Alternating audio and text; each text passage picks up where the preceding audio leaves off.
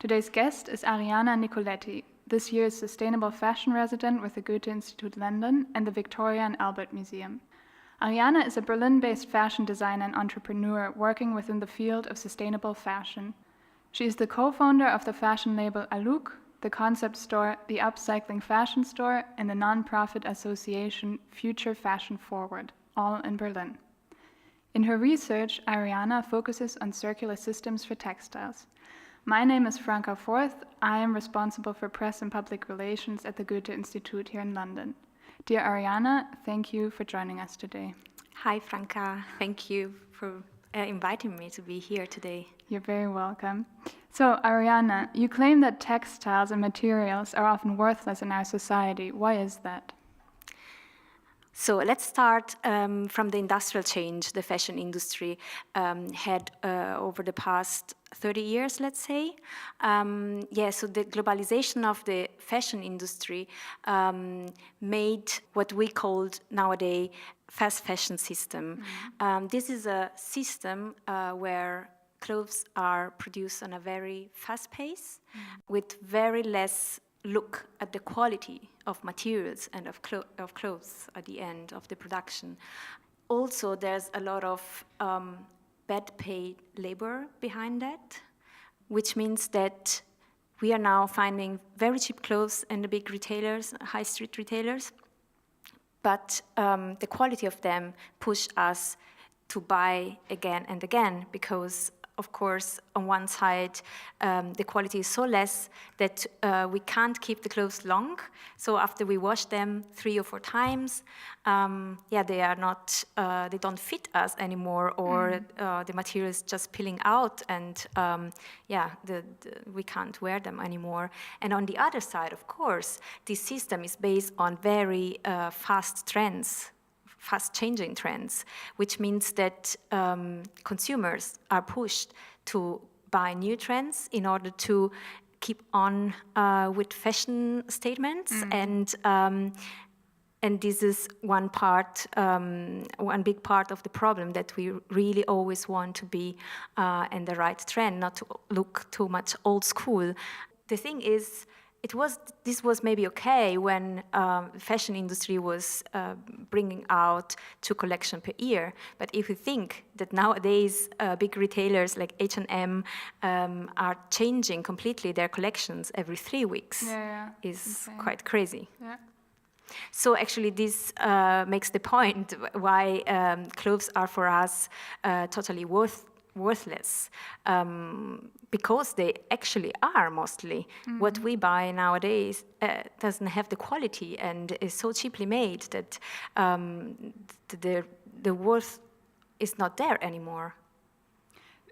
Just on a side question, do you think there's a difference between like mass retail fashion and then the high-end fashion, or is that it's all the same? We can definitely say that both industries can work on the same way, but because there's so much untransparency, it is very hard to say. Actually, all fashion labels could use the same infrastructure, the same supply chain to produce their clothes, but mostly it is quite unknown to the labels themselves where they actually produce, because this industry is working on a subcontractor base, which means that probably even companies like H&M, they have contracts with certified manufacturers in Bangladesh, in China, which on paper are perfect. But the thing is, these companies, they are going to give the work to other manufacturers. And so at the end, it's really hard to trace back where the clothes is already really made. From or were produced. Yeah. So you are trying to disrupt the system both at an industry and at a consumer level to affect change in the fashion industry. How could, for instance, your upcycling fashion store in Berlin change the way we as consumers think about the sources of our clothes? Well, the Upcycling Fashion Store was a really good point where people came to inform themselves, actually more than buying. So they would come and out of curiosity because of the name, and they would ask what is upcycling, or even more critical questions like, why are these clothes costing so much money if they are recycled? And then we would explain that upcycling is actually a much harder way of designing fashion, because it means actually find second-hand or leftovers, industrial leftovers materials, first of all, which is a very long research for any upcycling designers, and then deconstruct already made clothes, or find a way how to match small amounts of leftovers materials and then design them, like, no, with the material already there. So it's much longer and more complicated way to design fashion, and it deserves also to cost more, to be paid more. So this kind of question, of course, were explained at the store, and the people, they were like, wow, okay, I never heard about it and didn't know what it means to be a designer nowadays. Now, what it makes up the cost of a trouser, for example, or why should a scarf made out of old men's suit cost over 100 euros? No, and then people would look at the accessories and at the clothes under another perspective, and think about the work of the people behind, but also think about, wow, actually these materials, they really have a value. I didn't know, like, I have a lot of these old jackets from my grandpa or from my father. Now I know what I could do out of it. And I think one of the most interesting things of having this shop was really seeing creativity coming out of consumers' mind. And this is always, when you talk and you show something, is about transform the way people feel about things and transform this perspective they're looking at things. So showing upcycling and talking about it, but also talking about circular fashion, for example, or making myself upcycling fashion, it is, and it was not only an act of making fashion, but also a political statement and a way to educate people to look at things in another way. I think the transforming process of these educational practices are something that always inspired me. Beside that, the fact of inspiring people, it also inspired me. It makes me very happy when people feel inspired by my work. And in this direction also went my work. So in 2015, together with a bigger team of activists, we started the NGO, the no-profit association, Future Fashion Forward, in order to work more on a more professional level on education and on campaigning for more sustainable fashion. And I think this is an organic way my career also developed, now starting from design and seeing which kind of materials are already there, what can we do out of it, how to build up an image for a brand, upcycling brand, which is not looking upcycling, because even if nowadays upcycling look very trendy and beautiful, you just have to look at labels like, I don't know here in England, but for example from Finland there's this Tauko label. It's so beautiful, you can check it out. They're making out of hotels and hospitality washed clothes, so they buy actually materials, textiles that from are hospitals or from exactly. They buy them actually from industrial laundries that are washing them for hospitals and and for hotels. And after a certain time, these textiles are being washed, like beddings, for example. They are not allowed to send them back anymore. There's a limit because of standards and of quality standards. And that's the point where Tauko is coming and saying, okay, you don't burn these fabrics, we are going to buy them, and they make whole collection out of them, and they look so trendy and so beautiful. And from the website, you would never say this is upcycling, not at all. But then you look into the catalog they have, and behind every outfit, you have the industrial processes, and you see what these fabrics were before. Is super interesting. But at the time when we started 10 years ago, almost 8 years ago, there was nothing like that. The upcycling movement in design, in fashion design, was only arising at the time, and people were not used to hear this word. Many people came into our shop and said, "Oh, is it not a cycling shop? I was looking for a bicycle," and we were like, "No." But at the end, like we closed the store in 2017. They were not asking anymore. They knew. They came with newspaper articles inside. "Oh, I heard about this upcycling. I really want to check it out." And so there was a big shift in their mindset. And this was also because of a very big focus of media in Germany on the topic of fashion and the fashion industry. We're going to talk about that a bit later. I wondered, there was often, for a long time, there was a stereotype that sustainable fashion and then probably also upcycled fashion is more expensive because it's niche brands. Is that really true today? I think nowadays upcycling has professionalized the way it works in a way that designers are not looking for one-off pieces secondhand in secondhand stores, but they actually collecting bigger amounts of similar materials, or exactly they go to these industrial laundries or to manufactories where they know they can get a bigger amount of offcuts or leftovers from the industry. The industry is producing a huge amount of leftovers, even local, even manufactories, weaving mills working in Europe. And I think in this way, upcycling designer could cut a big part of the price of final garments.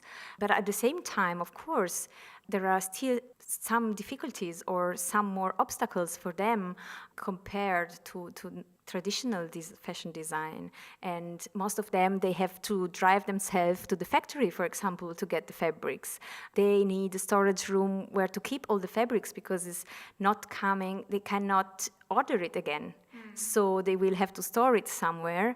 And of course, they have a big problem with buyers because shops nowadays, they're really picky on what they choose.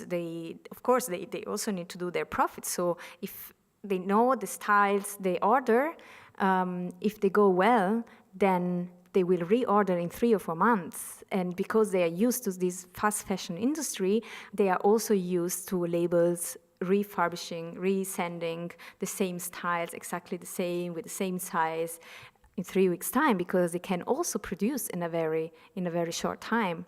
And this is not the case of upcycling, because upcycling designers, they work with a definite amount of fabric, of textiles. So this is quite a challenge for them.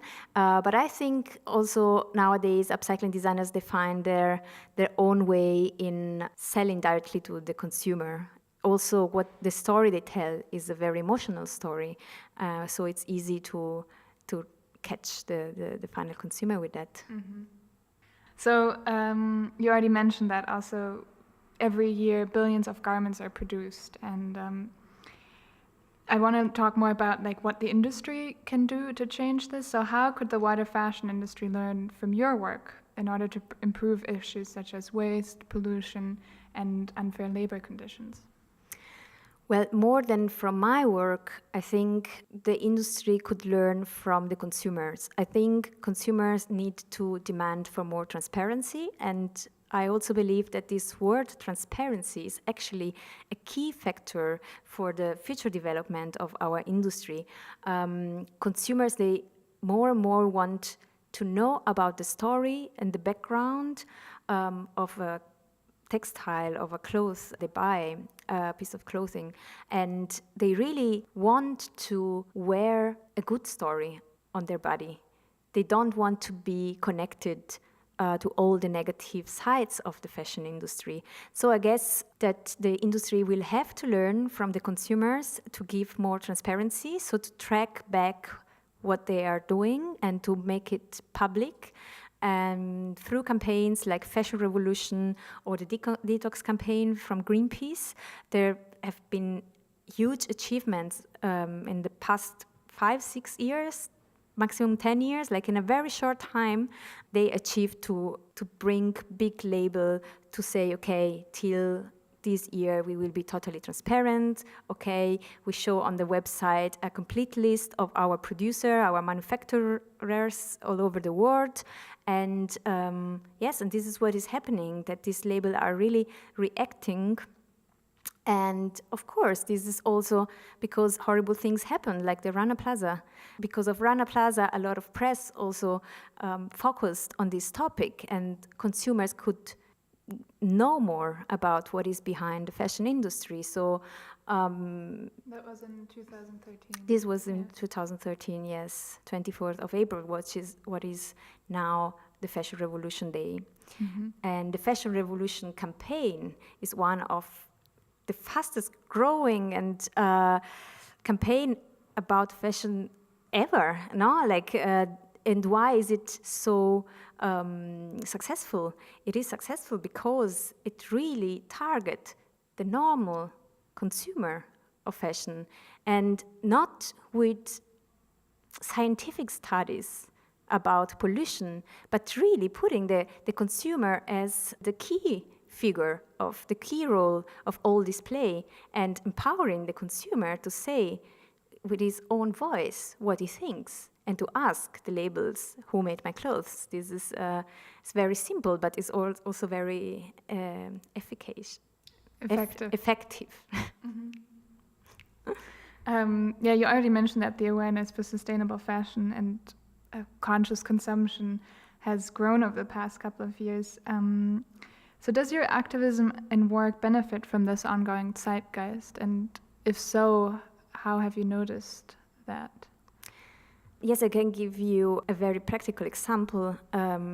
It's about one activity we have, which is a very big part of what we do with our no-profit association. It's called Green Fashion Tours, and is our guided tours on sustainable fashion. So we do proper curated tours where we visit designers in their atelier, or startups or apps, and also working in the sustainable fashion field. We go to concept stores, etc., and we also mix workshops, hands-on workshop in daily day programs or 2 or 3 days programs, mostly for universities, fashion university from abroad. And the demand for this is growing really fast. So it shows also that universities and schools are looking at these aspects of sustainability and innovation. And of course, these facilitate what I do. Now it makes it easier to sustain also myself through what I do. But also it gives me more power, more energy to go on and to see the potential what these kind of projects have for the future. Mm-hmm. Because I think there's not enough education in these topics. Doesn't matter what we do, but now specific in fashion, most of the university, they don't even talk about sustainability. Even here in Europe, they don't talk about the value of materials. And very often we have students coming and say, oh, I love upcycling, I would do it more, but my professor, they don't want to do it. They say I should not focus on sustainability aspects. I should really focus on how then it look in the store and how industry work. Yeah, it's very important for me to hear these voices, so I know that what I do is actually important. Do you feel like you've heard more of these voices and people raising concerns about sustainability in fashion? Yes, it's incredible how many students, they start from sustainability to design a new collection. It is really interesting to see how this awareness is growing. It is only a pity that this is not happening within the university itself. But therefore there are experts outside that can help in this. And this is how we want to position ourselves also as no profit. We are there to give this expertise that is not yet in the universities. Yeah. Do you mostly reach out to design students, or you also try to reach out to a wider public? What is your main audience? Our main audience is fashion and textile students, but we have actually a lot of requests from master students, from global studies, different, because of the importance of sustainability lifestyle, also now with the sustainable development goals. It is a very big topic for different NGOs as well, who make like programs on these, so they all reach out to us. But I would say our target group is definitely fashion students. You haven't been here for very long, you just arrived a week ago, but have you noticed a difference between the sustainable fashion scene in London versus the one in Berlin? I haven't had time yet to explore the sustainable fashion scene here in London, but I was last Friday at a conference organized at V&A within the fringe program of the Fashion from Nature exhibition. And I could hear really interesting speakers. I could see very disrupting research projects presented. I was really well impressed. I think in comparison to London, Berlin gives a lot of space to independent designer, and also because it's a cheaper place to stay. Like young designer, they can afford to have a small studio and maybe a small shop and to grow organically. When in London is, of course, much more difficult if you don't have a financial help from the beginning. And also, Berlin has a lot of space still to give, not so much as before. It is changing also very fast, but it is still possible to use this space for young people. And this is not the case for London, but I think London is definitely further in what is research on this field. So I was very inspired by this symposium. So during your 2-month residence, you're also interested in exploring and analyzing works in the Fashion from Nature exhibit at the V&A that you mentioned before, which is, by the way, running until January 27th in 2019. Which aspects from the exhibition are you most interested in? So the focus of my research will be circular fashion. So more in particular, recycling technologies and circular fashion practices. I will start, and I started actually this week already, researching on the technologies behind the bolt threads. These are, they do 2 products. One is called microsilk and is a spider silk. So it's a lab-grown or lab-made fiber made out of spider web protein. Very interesting. And the whole process goes through a fermentation process, and then this fiber is blended together with cellulosic fabric, and yes, in order to have a proper yarn. And the other material they develop is a vegetable, or even we can say vegan leather. So a leather alternative actually made out of mushrooms. Other interesting projects are, for example, the orange fiber. This is a fiber made out of orange peels, which is also very interesting for me to understand how circular economy is possible in textiles, because circular economy really needs more synergies between different industries. So in this case, we have the leftover food, like the leftovers peels coming from the food industry, who has a waste, a byproduct, and then there's the fashion industry saying, hey, this byproduct is actually a raw product for me, it's a raw material, I need it. And I think something is really missing in the circular fashion, or in general in circular economy, is more connection between different industries and more connection between materials, that if for one is waste, for the next one could be a valuable material. Yeah. Mm-hmm. How quickly would you have to use the orange to like make a fiber out of it? I don't know. I didn't interview them. It rots really fast. But it smells nice. Probably. So overall, what would you say, what are your biggest research goals during your Goethe V&A residence in London? So my goal, the aim of my research is definitely to make a bigger picture of what is circular textile or circular economy for textiles nowadays. And this is quite, yeah, I think it's going to be quite intensive time, and I'm very, very happy. I will really take the time only to focus on this project over the next 2 months because there's so much going on. And I really want to find out what is the status quo actually of this industry.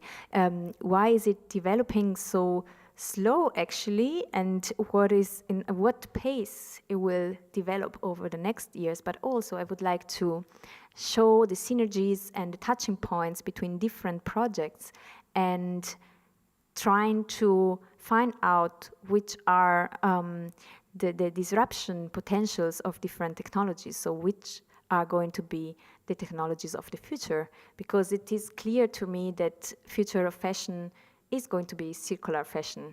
There's no other way than producing materials that are going to be kept in circular loops. But what we don't know yet, or what is not existing yet, are the infrastructures all around making this possible, and also the technological development that we need to in order to make it really commercial. There are a lot of projects out there, but most of them, they are not commercial yet. They are not on the market because, because there are some missing infrastructures there.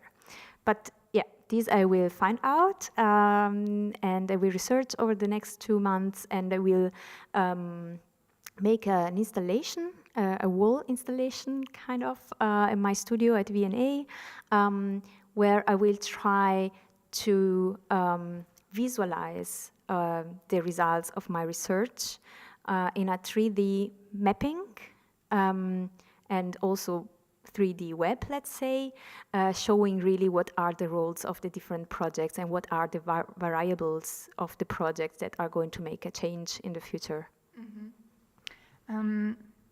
So my last question really is, you mentioned that for you the future of fashion is the circular economy for textiles. And that ties in with the ongoing debate on climate change, and scientists, activists, news articles, and reports such as the recent one by the UN Intergovernmental Panel on Climate Change continuously emphasize the need for change to mitigate global warming. I was wondering, how could global warming affect the future of the fashion industry and force it to change the way clothes are produced and distributed? So global warming is already forcing the industry to change through policies. This is also one thing we always tell, like the fashion industry cannot only change if designers change or if consumers change their consumption behaviors, but we really need the help of governments, and we need good policies. Unfortunately, the policies, environmental policies, are not so fast effective as we would love to see them. But there are many changes that are going to happen. For example, about chemicals in waters. As you know, there are a lot of discharges of hazardous chemicals in the waters of production countries. And there are different policies coming out about carbon emissions. The climate change is definitely going also to shape the future of fashion. And also, this is the reason why we need more circularity in fashion. We need less water loss, resources use, and less dependency from fossil energy, fossil-based energy. This is, of course, the way the industry in general is going is also the way the fashion industry should go. And beside that, it would be great if this industry would become more local again and would give a little bit of breath to this population invaded by our fast fashion systems. Would be a great achievement, I think, for us. So on this note, I thank you, Arianna, for joining us today. For those of you who are interested in finding out more about Arianna Nicoletti's work, visit her open studio at the Victoria and Albert Museum, open on 24th of November and 7th and 8th of December. The entrance to all events is free of charge. And to find out more, please visit our website on goethe.de/UK and search for Goethe V&A Sustainable Fashion Residency. Thank you for listening. Thank you.